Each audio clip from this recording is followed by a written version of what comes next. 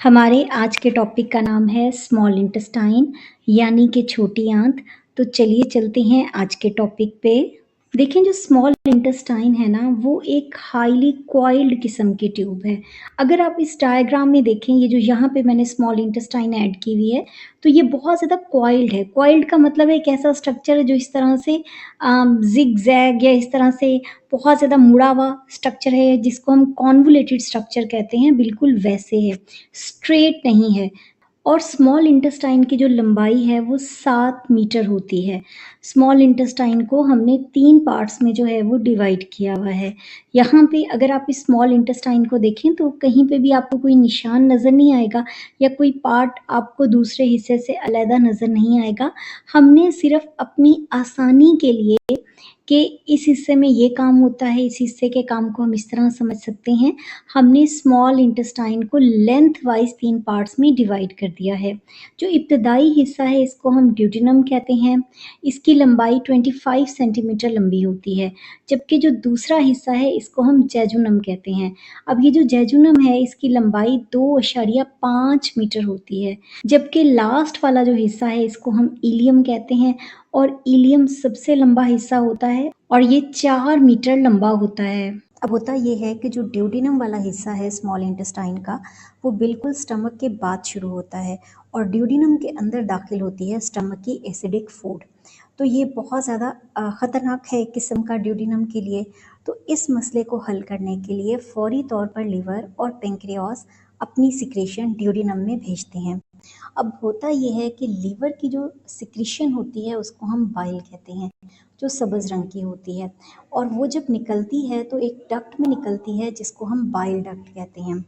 अब बाइल के अंदर मौजूद होते हैं सॉल्ट्स, लेकिन कोई एंजाइम नहीं होता।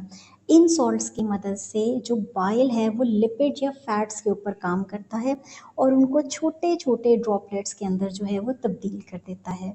ये जो ड्रॉपलेट्स होते हैं ये एक दूसरे से अलहदा हो जाते हैं, पानी के अंदर अलहदा हो जाते हैं। इस तरह से एक बज़ाहिर मिल्की सा फ्लूइड या वाइटिश सा फ्लूइड बन जाता है जिसमें तमाम फैट के पार्टिकल्स एक दूसरे से अलहदा होते हैं। इस प्रोसेस को हम इमल्सिफिकेशन कहते हैं।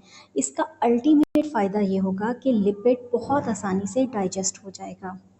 अब ड्यूडेनम के अंदर मैंने आपको कहा कि पेंक्रियास की सिक्रीशन भी आती है। तो पेंक्रियास की जो सिक्रीशन आती है उसको हम कहते हैं पेंक्रियाटिक जूस।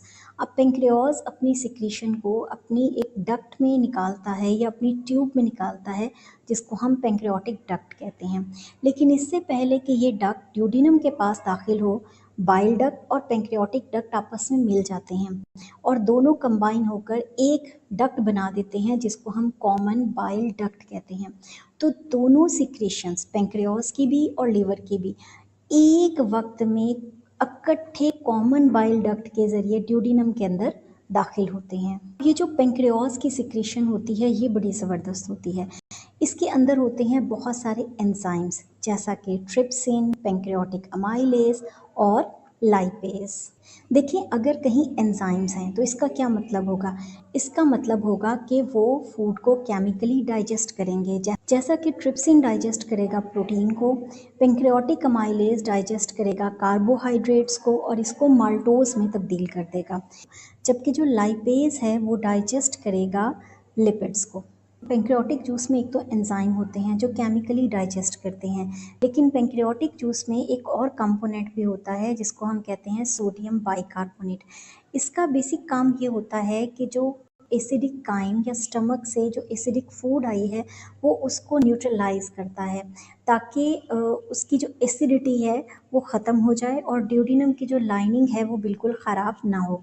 ड्यूडेनम जो स्मॉल इंटेस्टाइन का पहला हिस्सा है उसकी वॉल्स में खुद बहुत सारे ग्लैंड्स होते हैं जो डिफरेंट एंजाइम सिक्रीट करते हैं ताकि डाइजेशन का काम अच्छे तरीके से मुकम्मल हो सके।